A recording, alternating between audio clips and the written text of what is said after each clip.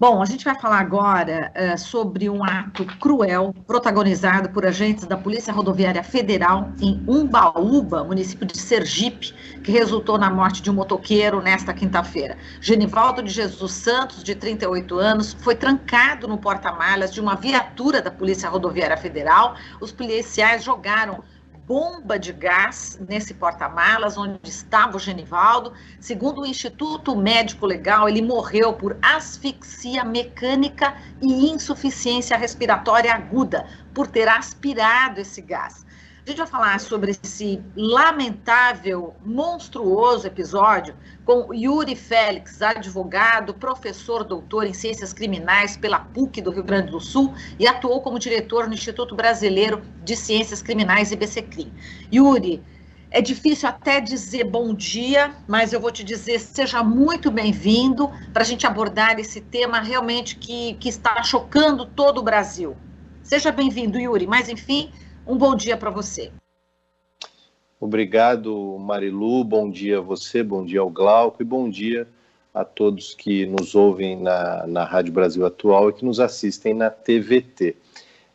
Realmente, como nós, inclusive, já tivemos oportunidade de rapidamente dialogarmos, por mais que se faça um esforço em racionalizar e tentar explicar uma barbaridade como essa, o que fica demonstrado aí para além da indignidade, para além da desumanidade da conduta que foi divulgada por todo o Brasil em imagens de todos os telejornais, nós mais uma vez observamos o despreparo das forças policiais do nosso país. Obviamente que nós temos agentes que buscam uma qualificação, que buscam uma formação, mas o que demonstra nessas imagens é um modelo de segurança pública que muitas vezes é baseado no improviso, muitas vezes é baseada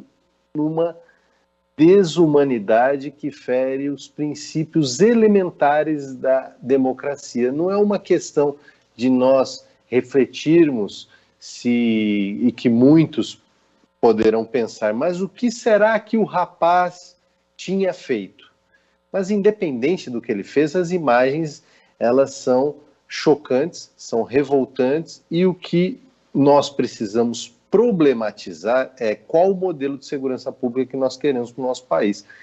Se é um modelo que é pautado por aquele improviso de que não conseguimos conter o indivíduo fazendo uso moderado da força, vamos colocá-lo em um espaço reduzidíssimo, fazemos uso de gás lacrimogêneo, e aí, evidentemente, não precisa nem ser um grande estudioso da biologia ou do funcionamento do corpo humano, chegarmos à conclusão que qualquer indivíduo naquela situação chegaria a óbito. Então as imagens, elas são revoltantes, elas demonstram toda uma indignidade, mas buscando aqui uma mínima racionalização daquilo que foi divulgado, ao meu juízo, demonstra um completo despreparo das forças de segurança pública desse país.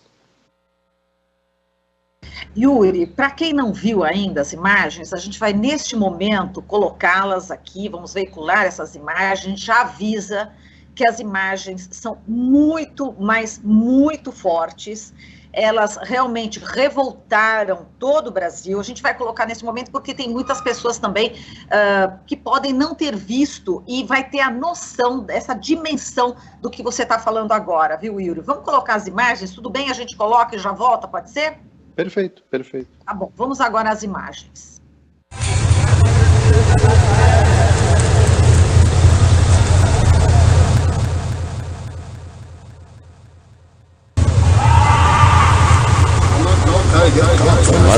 Meu Deus do céu, o cara é trancado nesse. Vai matar o cara de dentro, mano. Viu que bagulho arde, cara? Arde, meu irmão.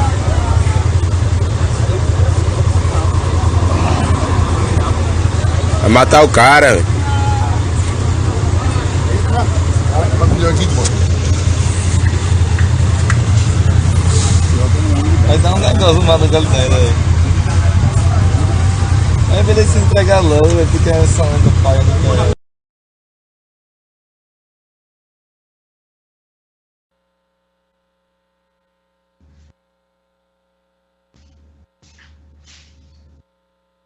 As imagens estão sendo veiculadas. Eu estou tentando ouvir aqui, tá? Estava ouvindo, de repente cortou aqui o som. Acho que agora cortou. Estou te ouvindo. Sim.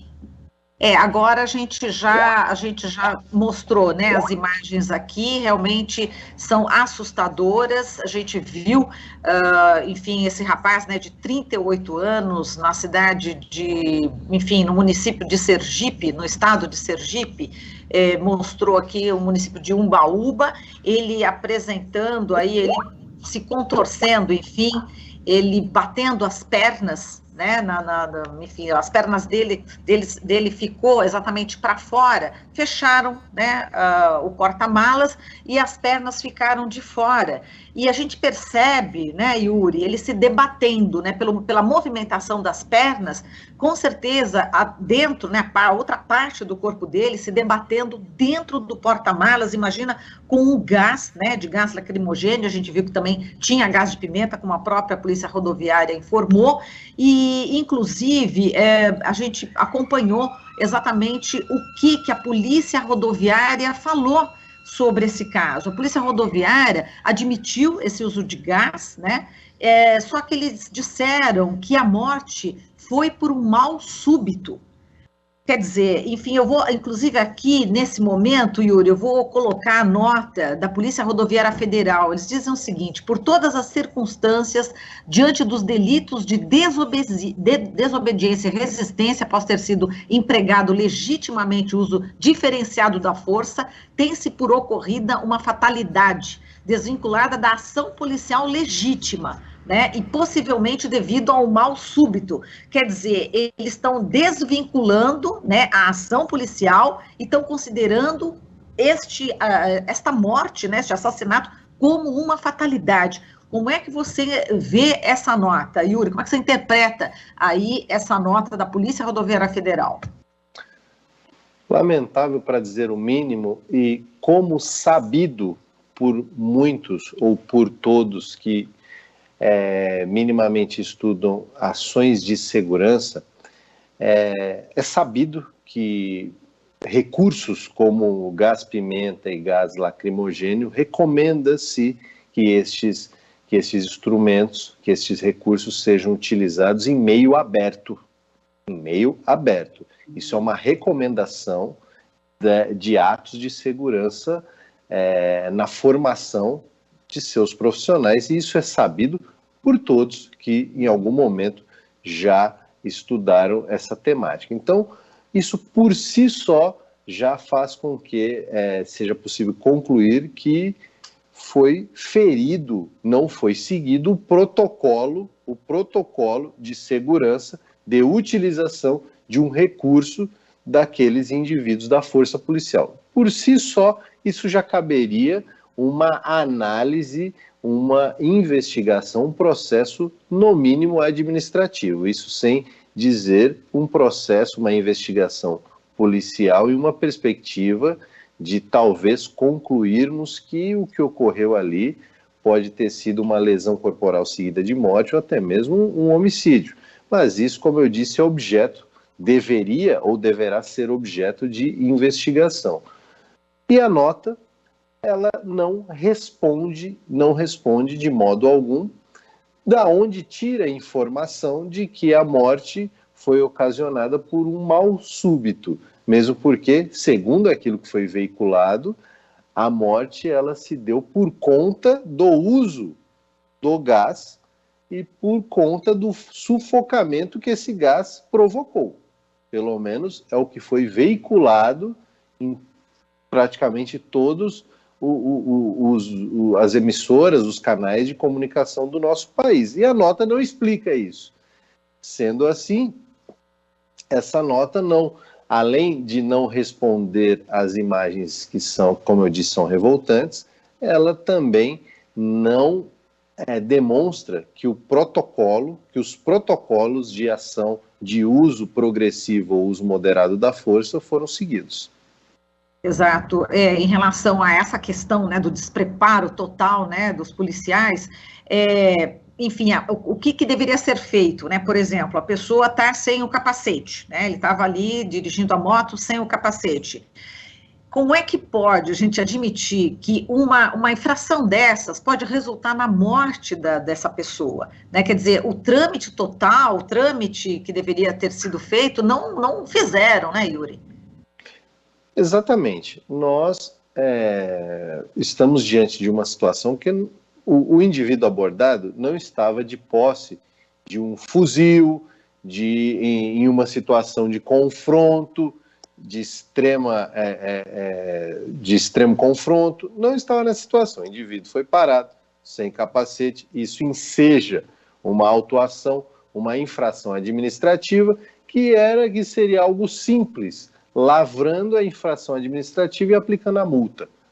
Acabou, é algo que, se nós pensarmos numa perspectiva de um equilíbrio, é algo elementar. Muitos poderão pensar, mas aí é muito fácil, o professor Yuri, a Marilu, os colegas estão em uma situação, numa manhã, refletindo a respeito. Eu quero ver isso acontecer, eles lá no calor dos fatos, na cena ocorrendo propriamente dita.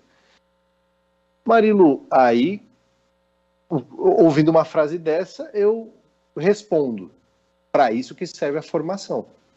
A formação do agente de segurança se destina a fazer com que este indivíduo, em situações extremas, possa responder à altura da situação dentro dos limites legais.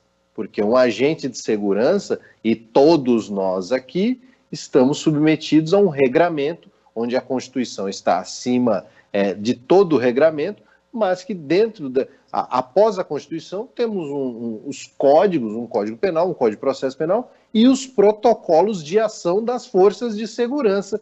E que eu digo e repito, o protocolo não foi seguido, porque se o protocolo tivesse sido seguido, esse rapaz teria sido lavrada a multa e nós não estaríamos nem aqui falando desse assunto, mas digamos que ocorresse uma intercorrência. Ok, esse rapaz teria sido contido, teria sido detido e teria sido levado à unidade policial para ser preso em flagrante, para ser lavrado um flagrante, ou não, para que ele fosse liberado, para averiguar o que havia ocorrido. Mas ocorre uma situação. Ouvi notícias também que era um rapaz que apresentava algum distúrbio mental e que, obviamente, o policial não tinha condições de avaliar, de perquirir aquele distúrbio mental. Mais uma vez, eu respondo: o preparo, ele deve prever uma situação em que o agente de segurança, ele precisa estar preparado para seguir um protocolo pré-determinado em que a escola de formação, pelo menos em tese, teria a obrigação de formá-lo, de instruí-lo. E como eu disse, mais de uma vez, este protocolo não foi atendido. Exato, e está envolvendo a Polícia Rodoviária Federal. A gente viu também a Polícia Rodoviária Federal atuando também na última chacina no Rio de Janeiro, né? E até que ponto também, Yuri, o governo que a gente, né, que o Brasil tem hoje, de extrema direita, pode estar também influenciando ações desse tipo? Marilu, aí nós entramos numa discussão que já tivemos a oportunidade de dialogar, que nós precisamos efetivamente, mas de maneira séria, de maneira verticalizada, nós precisamos debater qual é a política de segurança pública que nós queremos para o nosso país. E com um governo que defende determinadas pautas sem explicar da onde que saíram essas pautas, defende pautas de um armamento desmedido da população, por exemplo. Mas por quê? Não, porque em outro país é assim. Mas em outro país, nós também temos um salário mínimo de R$7 mil. Então, vamos fazer da mesma maneira, já que no outro país é assim também? Então, são pautas que elas não se justificam e que muitos afirmam que são pautas que parece que ela se autorreferencia. Ela é assim porque é assim. E uma política de segurança pública precisa ter justificativa. Neste sentido, o atual governo, como você muito bem colocou, não tem a capacidade técnica, teórica e legitimidade política até para defender, para demonstrar uma segurança pública equilibrada. E cada dia que passa, ao meu juízo pelo menos, dá cada vez mais mau exemplo para os agentes, para os funcionários públicos, para toda a cidadania, no momento em que, e inclusive isso também eu observei veiculado em algumas redes, no momento em que a principal autoridade do país, autoridade esta que decorre do voto direto da população, de sua maioria, da maioria democrática, referenda, elogia uma postura que, como podemos afirmar, nós não podemos entender como normal. Uma ação policial que desta ação redunda 20 indivíduos mortos. Ah, mas são indivíduos que estavam envolvidos com o crime. Eu não sei dizer isso, Marilu, porque esses indivíduos não foram julgados. Eles precisariam ter sido julgados, e aí eles exerceriam o direito do contraditório, da ampla defesa dos recursos, e aí, ao final, teria uma decisão. Essa decisão sendo uma decisão de condenação, reconhecendo a culpa deles com relação a envolvimento em atividades criminosas, aí nós poderíamos chegar aqui na Rádio Brasil Atual e afirmarmos: aqueles indivíduos foram condenados em um processo que seguiu os trâmites legais, foram condenados por envolvimento, por integrar uma organização criminosa. Aí nós poderíamos afirmar. Então parece que o atual governante, ele, além de a cada dia que passa ter atitudes completamente desarrazoadas e destemperadas, ele desconhece o trâmite do país que ele governa. Ele desconhece o trâmite das leis, porque eu só posso afirmar, como disse, e isso é muito importante, por isso que vou repetir, que o indivíduo, seja ele qual for, ele está envolvido em atividade criminosa A ou B após o judiciário, que é a instância legítima na democracia, reconhecer o seu envolvimento. Yuri, só para a gente encerrar aqui, vamos falar sobre a questão dos corpos, né? Dos corpos que estão sendo vitimados pela polícia. E a gente tem aqui as informações do Anuário Brasileiro, né, de Segurança Pública de 2021, em relação à segurança pública, né? 75,8% das vítimas de homicídio no Brasil eram pessoas negras, né? E entre as pessoas mortas por policiais, 78,9% são pessoas negras. Então temos aí novamente um gravíssimo problema também aí de racismo, né? Mais uma vez, eu penso que, claro, Marilu, você sabe muito bem disso, que uma pessoa experimentada na comunicação do nosso país sabe que argumentos, muitas vezes, nós conseguimos ouvir argumentos que nos surpreendem, mas eu penso que a cidadania já entendeu, se nós fizermos uma pesquisa, consultarmos as pessoas. O Brasil é um país racista? Sim ou não? Eu penso que o sim irá ganhar de forma majoritária. Muitas vezes o indivíduo que de cor negra, ele, independente da sua mobilidade social, ele é desrespeitado exclusivamente por ser negro.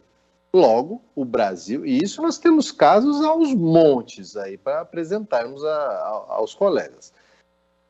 Nesse sentido, é evidente que o Brasil é um país racista e as forças de segurança, as forças penais escolheram, digamos assim, uma clientela preferencial que tem uma determinada cor, que tem um determinado CEP, pois vive em uma determinada localidade onde invariavelmente não possuem nem mesmo saneamento básico, porque muitas vezes os colegas que nos ouvem não se dão conta que nós temos lugares do nosso país que não tem o mínimo de saneamento básico.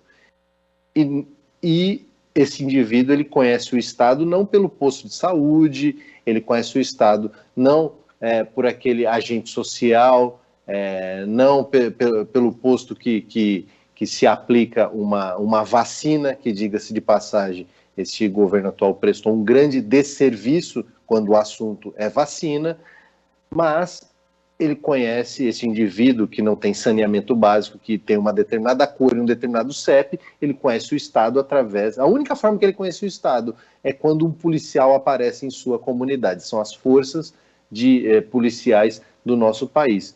E isso, mais uma vez, eu disse e repito, precisamos pensar uma nova política de segurança pública, isso falando especificamente, Marilu, desculpe me alongar, isso falando especificamente da política de segurança pública do nosso país, que foi o tema aqui que infelizmente se apresentou aqui, tendo em vista o ocorrido com o rapaz em Sergipe. Precisamos pensar uma nova política de segurança pública que possa ir além de uma política de extermínio, construindo uma nova corporação diante de novas bases, que não seja algo que precisamos reinventar, mas que seja algo que precisamos cumprir a Constituição. É muito simples, a gente só quer que a lei seja cumprida. A lei seja cumprida e, cumprindo a lei, nós conseguiríamos viver numa democracia.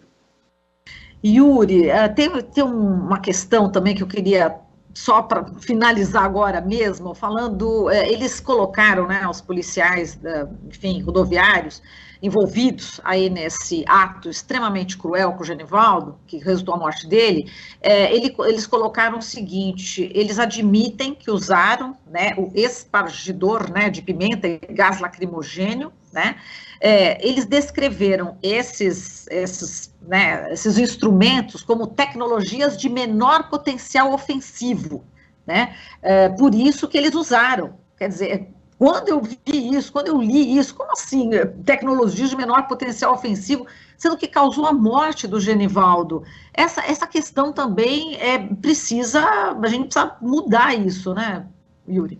Veja, Marilu, como eu disse, todos aqueles que minimamente estudaram ações com esses chamados usos alternativos, ou esse eufemismo que foi utilizado, o uso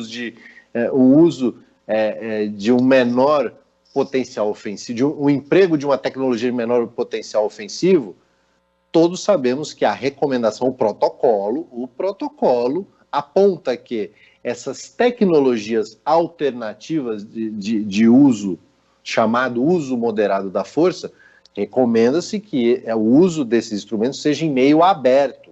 Isso significa dizer o seguinte: eu não posso trancar uma pessoa em uma sala, em um banheiro ou na parte traseira de um veículo e arremessar aquele determinado instrumento de gás.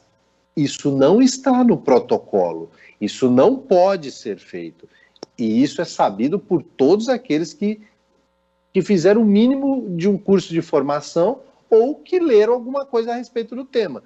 Logo, isso que foi colocado não tem nem cabimento, não tem nem... A única resposta que caberia, Marilu, seria o seguinte: ok, a resposta é essa, então manda para mim qual que é o protocolo de utilização desses instrumentos. Esse protocolo não vai aparecer, porque se aparecer, concluiremos que não foi utilizado de forma moderada, e sim de forma completamente equivocada, desequilibrada e cruel. Agora, a Polícia Federal em Sergipe instaurou inquérito, né, para apurar as circunstâncias da morte do Genivaldo de Jesus dos Santos, de 38 anos, homem negro, trancado aí no porta-malas de uma viatura da Polícia Rodoviária Federal. Bom, vamos aguardar, né, Yuri, toda essa investigação. Qual que é a sua expectativa também em relação a essa investigação? O Ministério Público Federal também abriu um procedimento sobre o caso para acompanhar as investigações. O que você espera? Como é que você imagina que possa, enfim, desenvolver, né, essas investigações? Marilu, eu costumo dizer que quando nós desejamos que algo tenha uma certa atenção e um desenvolvimento que seja capaz de efetivamente apurar o que ocorreu, nós devemos ficar literalmente em cima daquela discussão, acompanhando, porque é um direito da cidadania, é um direito da sociedade civil acompanhar o desdobramento das investigações, seja ela qual for, é um direito. Eu penso que a cidadania, a sociedade civil e os meios de comunicação devem acompanhar de perto o desenvolvimento dessa investigação e, com isso, isto ocorrendo, eu acredito que o Ministério Público Federal e os responsáveis por essa investigação terão a consciência de efetivamente apurar o que ocorreu e desta apuração, penso eu, chegaremos às devidas responsabilidades. É o que eu espero e tenho certeza, a cidadania, os colegas dos meios de comunicação cobrando, reivindicando uma atitude, uma postura, um desfecho do desenlace dessa investigação, eu acredito que responsabilidades serão atribuídas. Yuri, a gente agradece aqui a sua participação, muitíssimo obrigada e até uma próxima oportunidade. Infelizmente, casos como esses, a gente está vendo de uma forma, enfim, assustadora, né? Como você disse, né? A gente tenta racionalizar, mas fica até difícil, né, para a gente, para você, que é um doutor em ciências criminais, para mim, que sou jornalista, para as pessoas, para todos os cidadãos e cidadãs. Te agradeço muito, Yuri, por toda a sua análise, viu? Um forte abraço para você, até a próxima. Obrigado, Marilu, bom dia a todos, obrigado, Glauco, bom dia aos amigos da Rádio Brasil Atual e até a próxima. Até a próxima. Falamos aqui com Yuri Félix, advogado, professor doutor em Ciências Criminais pela PUC do Rio Grande do Sul, atuou como diretor no Instituto Brasileiro de Ciências Criminais, IBCCRIM. Você está ouvindo Jornal Brasil Atual. As notícias que os outros não dão.